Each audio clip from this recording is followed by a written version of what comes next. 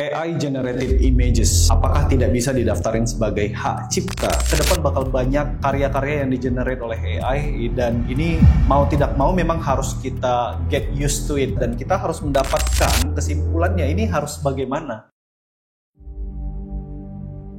Tung tung tung sahur milik Noxa yang quote-unquote dipakai tanpa izin oleh salah satu perusahaan game terbesar di Indonesia. Proses penciptaan sebuah image, teknologi tersebut itu menggunakan konten-konten atau foto-foto atau elemen-elemen yang sudah ada di internet. Yang ketiga, kita akan coba laga dan bandingkan dengan teori hak cipta dari situs Ditjen Kekayaan Intelektual di Indonesia, kemudian dari situs Adobe dan Freepik. Garis bawahi, berkembang pesatnya teknologi informasi dan komunikasi mengharuskan adanya pembaruan undang-undang hak cipta. Sekali lagi ya, belum ada peraturan undang-undang resmi ya, tapi menurut aku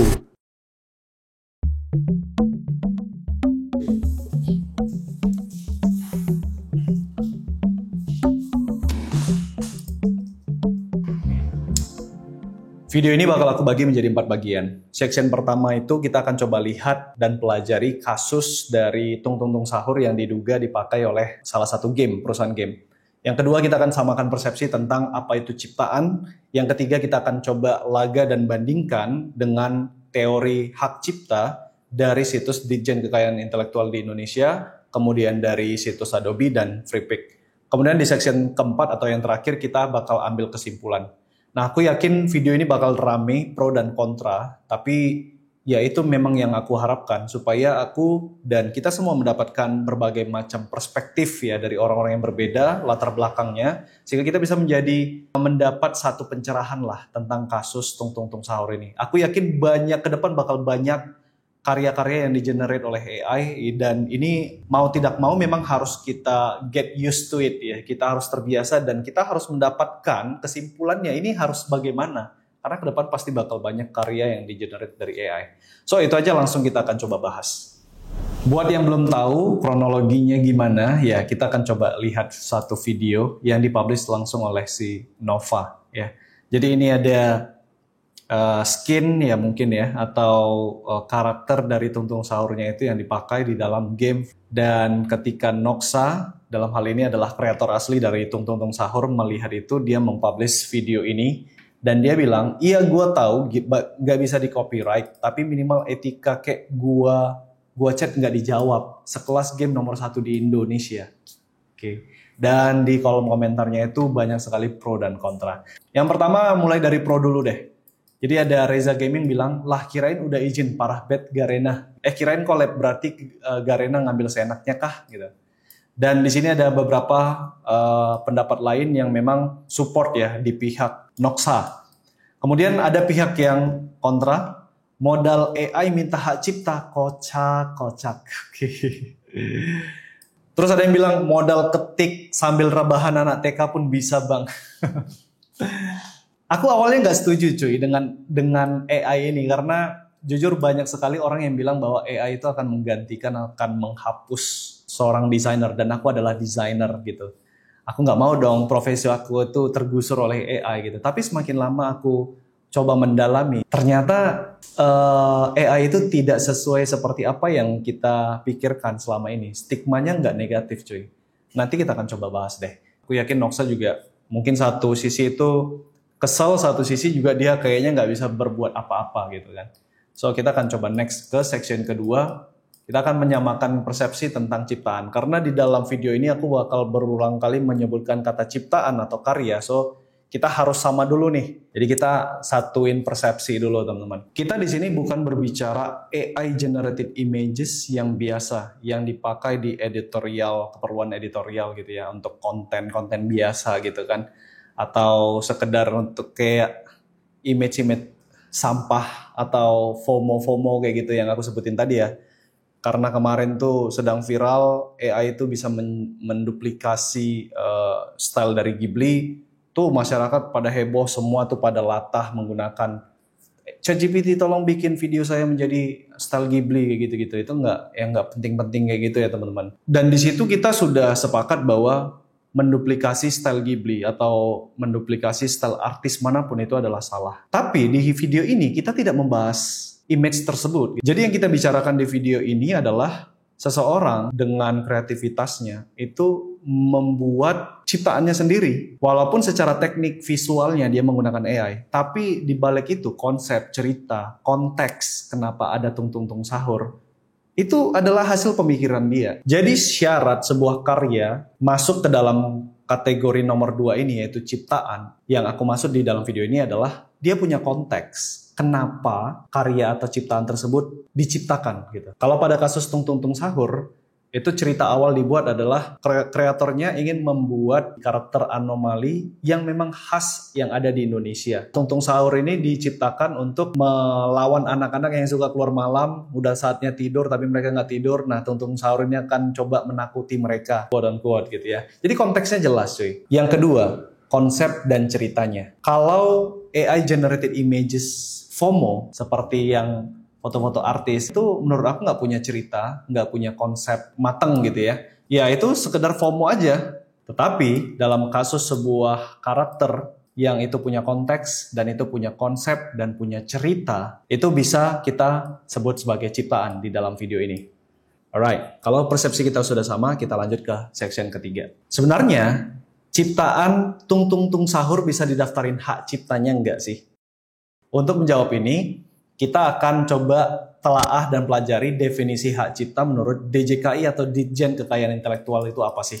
Hak cipta adalah hak eksklusif pencipta yang timbul secara otomatis berdasarkan prinsip deklarasi setelah suatu ciptaan diwujudkan dalam bentuk nyata tanpa mengurangi pembatasan sesuai dengan ketentuan peraturan perundang-undangan. Hak cipta merupakan salah satu bagian dari kekayaan intelektual yang memiliki ruang lingkup objek dilindungi paling luas, garis bawahi paling luas. Hampir tidak bisa membatasi hak cipta tersebut. Hak cipta itu harus berbentuk benda, harus keras, timbangannya harus beratnya harus 1 kilo. Enggak, ruang lingkup objek yang dilindungi yang paling luas gitu teman-teman. Jadi mungkin bisa bertambah seiring waktu dan perkembangan zaman teknologi. Dan mungkin AI salah satunya mau tidak mau, suka tidak suka, pemerintah tuh harus memikirkan hal tersebut ya, harus menyesuaikan dengan perkembangan teknologi saat ini. Karena mencakup ilmu pengetahuan, seni dan sastra yang di dalamnya mencakup pula program komputer. Perkembangan ekonomi kreatif yang menjadi salah satu andalan Indonesia dan berbagai negara dan berkembang pesatnya teknologi informasi, garis bawahi.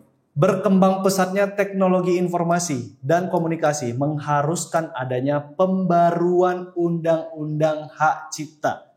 Sudah clear ya? Saat ini memang peraturan yang mengatur tentang hak cipta di berbagai negara, bukan hanya Indonesia, itu belum seutuhnya bisa langsung diadaptasi menyentuh karya-karya AI gitu ya, yang diciptakan dari AI. Tetapi di sini sudah dituliskan bahwa ada peluang ke sana.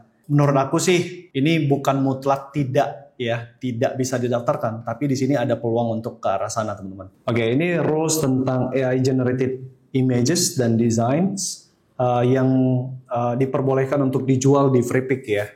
Ini adalah kekhawatiran banyak orang bahwa kalimat pertama di sini dikatakan bahwa proses penciptaan sebuah image oleh AI itu menggunakan sebuah teknologi di mana teknologi tersebut itu menggunakan konten-konten atau foto-foto atau elemen-elemen yang sudah ada di internet. Ini yang membuat aturan tentang hak cipta ini agak sensitif nih kalau kita membicarakan tentang AI generated images ya.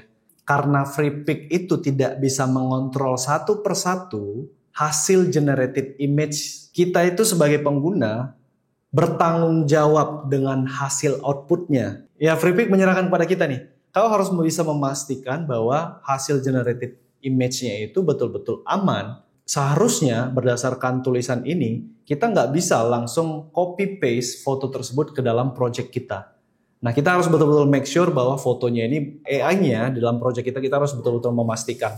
Are AI generated images and art copyrighted? Peraturan-peraturan perundang-undangan itu belum mengadaptasi, belum bisa adjust nih ke perkembangan teknologi AI yang sekarang gitu ya. Seperti yang aku bilang tadi sebelumnya bahwa undang-undang di Indonesia juga belum mengatur secara spesifik tentang ciptaan AI gitu. Sangat penting bagi pengguna di sini dalam arti kita desainer ketika memakai karya AI atau perusahaan atau agensi atau perusahaan deh. Jadi user pengguna itu harus memverifikasi kelegalan. Kemudian kita akan coba baca apakah karya-karya hasil generate dari AI itu bisa dijual di dalam Adobe Stock ya. Adobe Stock ini miliknya Adobe.